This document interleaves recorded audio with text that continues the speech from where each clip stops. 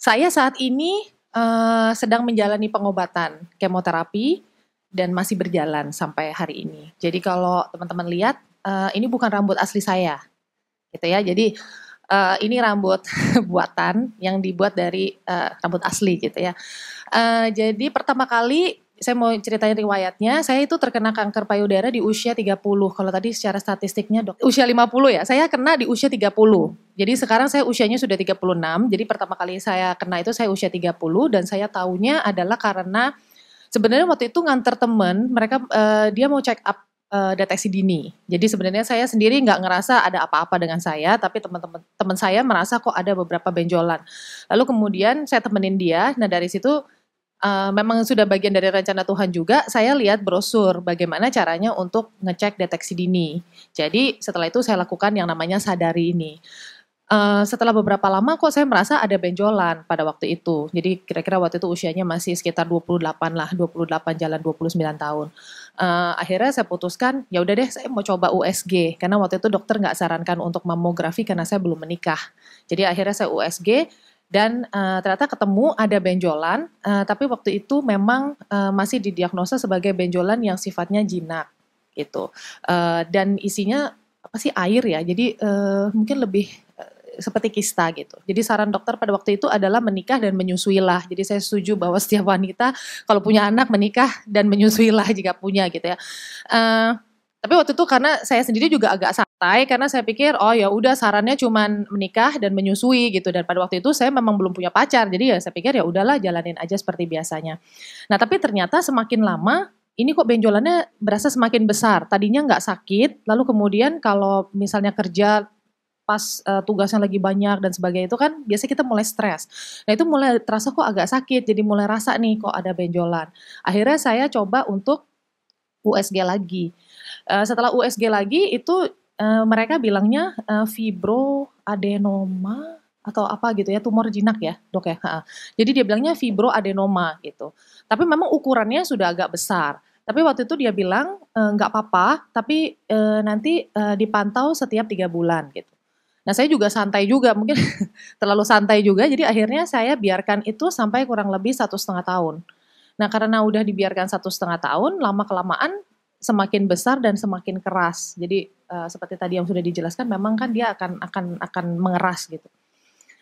Satu hal yang saya lihat juga waktu mandi itu, kenapa ukuran payudara kanan dengan payudara kiri itu beda.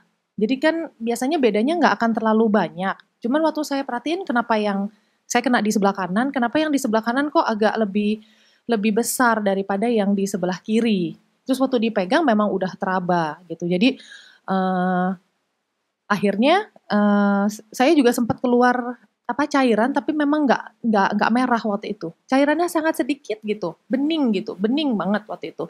Nah dari situ udah mulai mulai agak takut dan baru kemudian saya periksakan. Nah waktu saya periksakan itu memang hasilnya menyatakan setelah melalui proses biopsi dan sebagainya, memang hasilnya dinyatakan adalah kanker payudara karsinoma duktal invasif waktu itu, yang paling banyak tadi ya. Nah itu hasilnya adalah itu. Nah waktu itu dokter bilang boleh disarankan untuk ada dokter yang bilang mastektomi waktu itu. Tapi ada dokter yang bilang lumpektomi karena pada waktu itu saya juga belum menikah. Terus waktu itu udah usia 30 tahun. Terus waktu kemudian akhirnya saya memutuskan ya udah kalau memang bisa di lumpektomi ya namanya ya, diambil sebagian.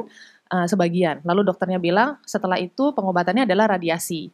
Nah, saya jalanin itu semua dan menurut dokter pada waktu itu stadiumnya 1B. Jadi masih dini, jadi kira-kira 6 tahun yang lalu gitu.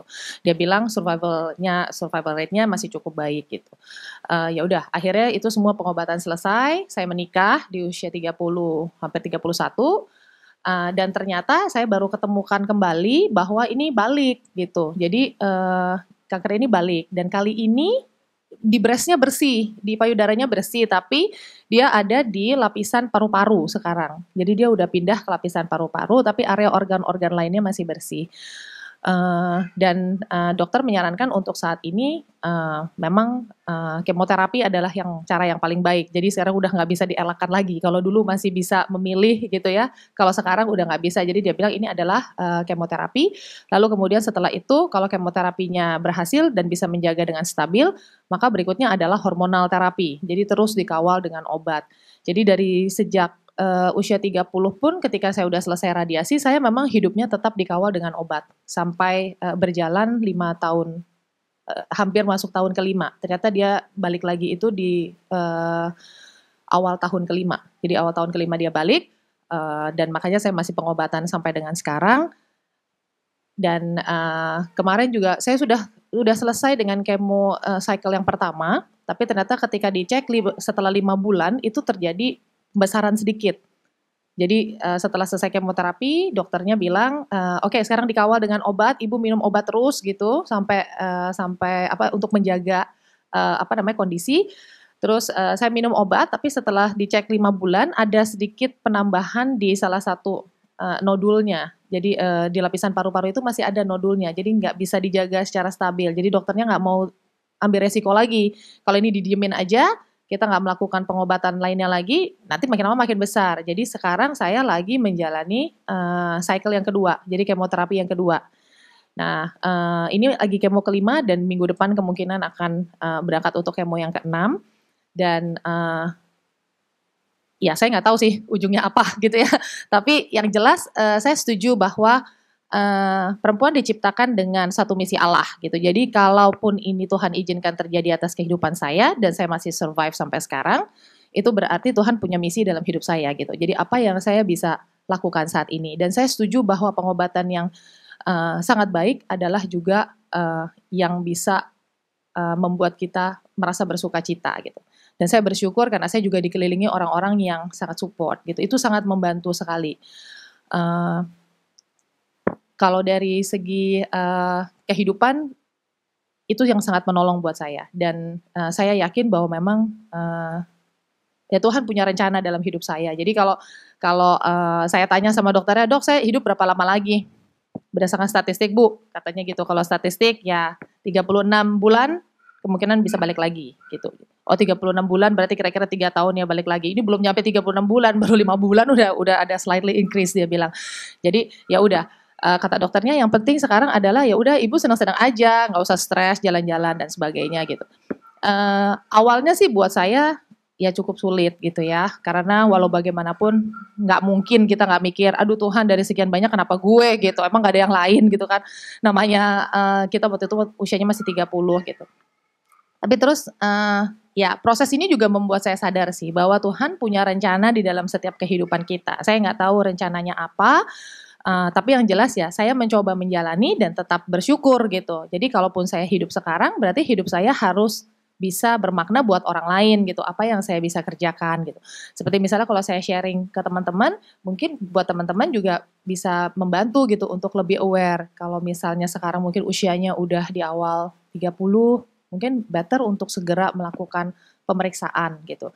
Entah hasilnya apakah baik atau enggak, yang penting screening itu kan sesuatu yang penting gitu. Jangan sampai terlambat kayak saya, karena saya juga berpikir dulu sebenarnya di 28 pun saya harusnya udah mulai aware gitu. Tapi karena sayanya agak santai, dokternya bilang 3 bulan harus dicek, 3 bulan harus dicek. Tapi sayanya juga santai, jadi akhirnya saya tunggu 1,5 tahun dan ternyata itu sudah berubah gitu kan. Ya jadi menurut saya sih ya itu yang saya bisa bagikan. Dan saya percaya bahwa Tuhan pasti punya rencana di dalam setiap kehidupan kita gitu.